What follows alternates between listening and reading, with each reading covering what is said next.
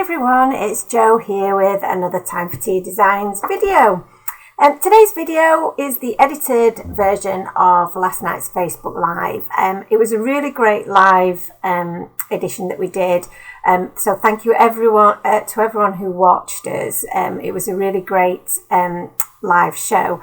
And in that session we used this Box Clever die set. So this is one that makes for a really stunning card, and it's almost a gift if you like once it's completed, because it looks so fantastic.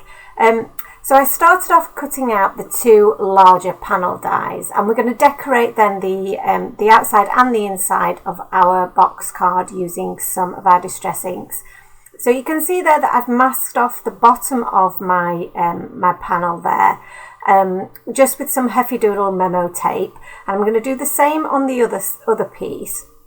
And these are going to form the outside of my box card once it's completed. And I'm using some Abandoned Coral Distress Oxide ink just to add some colour to the bottom of the card panel. The vision that I had in my head was that this was going to be a little house, a little cage for our hamsters. So I'm using the Diamonds Are Forever stencil and some tumbled glass Distress Oxide ink to then create the top portion of the cage. So the idea being that the diamond pattern is looking a little bit like a wire cage. So just using my beautiful blender brush to apply some of my ink through the stencil there, and then going to move that along, just line that up with the rest of the pattern, and then complete that portion of the panel, again just pushing that Distress Oxide ink through my stencil there. So I'm going to do the same to both of these panels, so I'm not going to show you me doing both of those because you can get the idea, but we now need to then work on the inside of our little cage. So for the inside, I wanted to do make it look like it was like it got a sawdust floor, and again the same sort of cage effect on the top portion. So I've masked off the bottom, and I've lined that up with the outside edge so that we're getting the same level of flooring. And I'm using some scattered straw Distress Oxide ink, some dried marigold, and some tea dye ink as well. So just using my blender brushes just to add some of that colour, and then to make it seem like it has a bit more texture and a little bit more like sawdust, I've added some of that distress ink onto the back of an acrylic block, and I'm just taking my paintbrush and some water, made sure to mask off the rest of my background because I don't want to get these splatters anywhere else, and then I'm just splattering that along the edge of that acrylic block. And that makes for a really nice bit of texture. I think it looks really nice. So the next thing is to do the same on the opposite panel, because again this will form the rest of the inside of our box card. And then the top portion, as we did before, just masked off the bottom area with our Heavy Doodle tape, and then using that Diamonds Are Forever stencil to then create our background. So they look really cool. I was really happy with how they turned out. So these little strips that you saw me cut out, these are the areas that will form the strips inside our box card that our little critters will sit on. So I'm going to add some more of that scattered straw and the dried marigold, and then the tea dye, so that it's got that same consistent flooring throughout. And then we will also do a little bit more of the splatter technique using that tea dye distress ink. I'm going to set those to one side just to dry. So while that's happening, I'm using this panel that is also part of the Box Clever die set, and this cuts out your window. So once this comes out of the die cutting machine there, you'll have this panel which we'll use later on because that can sit on the back of our card, and then we also have our window that we'll be able to see our little scene through. So we now need some little hamsters for our scene, and I'm using my Memento Tuxedo Black ink just to stamp those onto some super smooth cardstock, and I'm going to use my Copic markers just to colour each of my little hamsters, my little fat hamsters. They're so cute.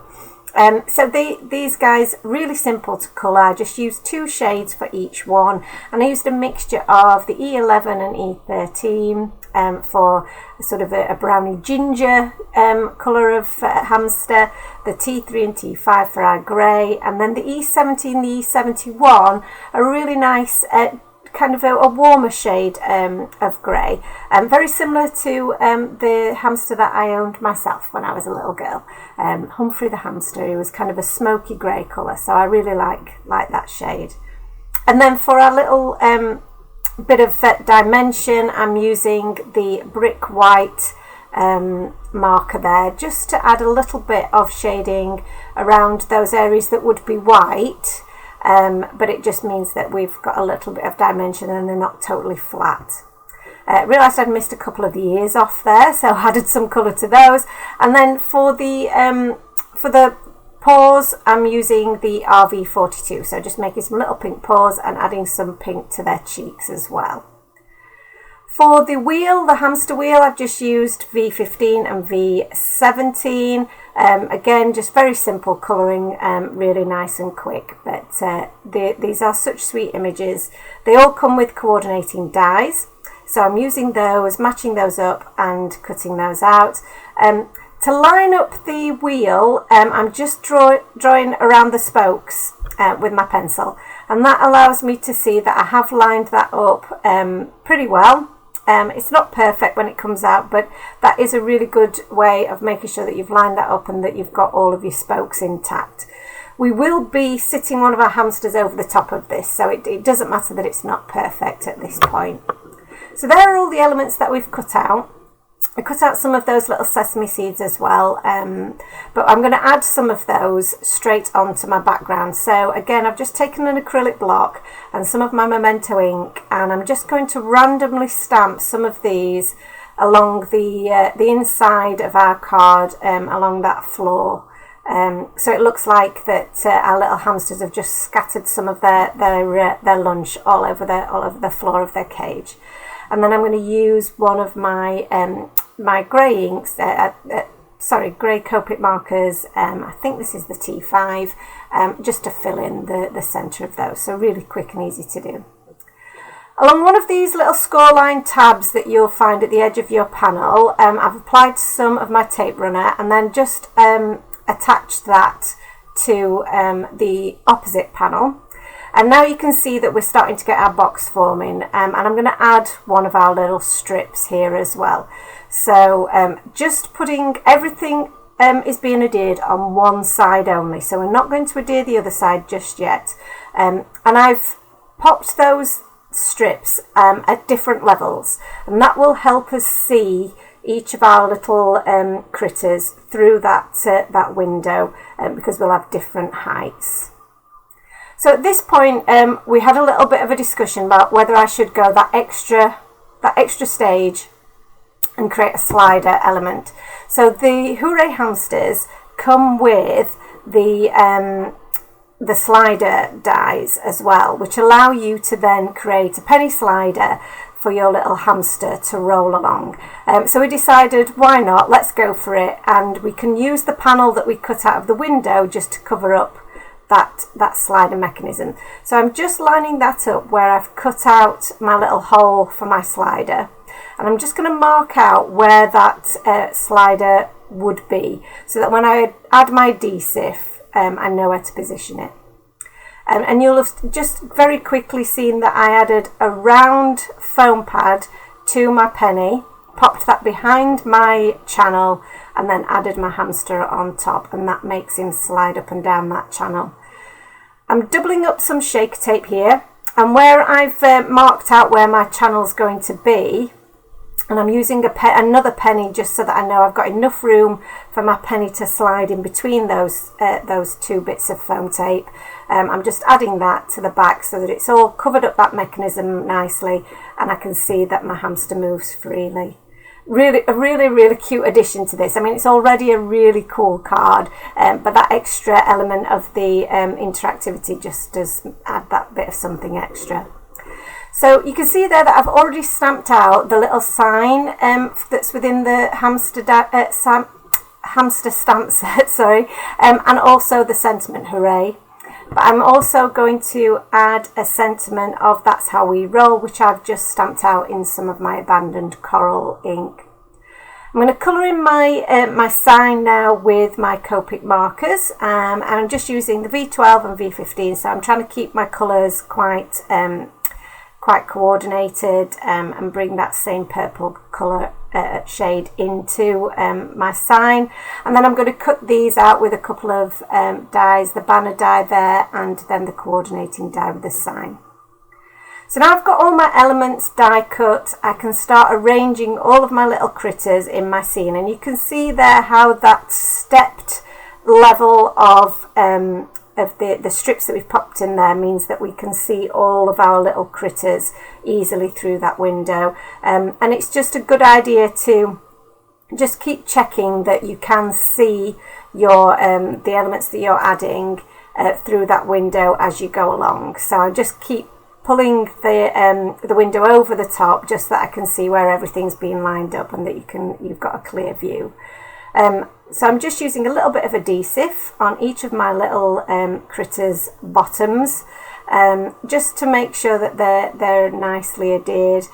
You don't want any of that adhesive to squidge out of the back over the top of the strip there, because when you come to put all of your box together, you might end up with your layers sticking together. So that's just something to be careful of. So now I'm happy where all of these guys are positioned. I can add some tape to the end tabs there, and then I just fold across that side panel so that I know that they've all adhered nicely in place. And then I'm adding some more tape along this end tab and close up the window there. Remove my little bit of tape that was just protecting what's inside from the tape runner, and that's your box card put together and complete. And our little hamster rolls in the background. To complete our sentiment, I decided that I wanted the sentiment on the inside rather than the outside, so I'm just going to pop that through the die cutting machine again just to finish off that fishtail banner. And while that's running through the machine, I've added some of those seeds to the bottom right hand corner. To add a little bit of dimension to our sentiment, I'm using that same shake tape, so just add a little bit of that onto the back there. And then I'm going to position this in the centre, just above where our little hamster's rolling on his wheel, and I've just made sure that I haven't put it too low to prevent the movement of the little hamster wheel. So this is a quick video that I took one-handed of our little hamster moving around now that the card is complete, and I hope you agree that this is such a fun card to make, and it's such a great die to have in your set. I really hope that you enjoyed the tutorial today and that you really liked our fun little hamsters spinning around in their box card. If you did, then please do like and subscribe to the channel, and check out our Facebook page every Thursday for more Facebook Lives with me. Thanks ever so much for watching, guys. I'll see you again real soon. Bye bye now.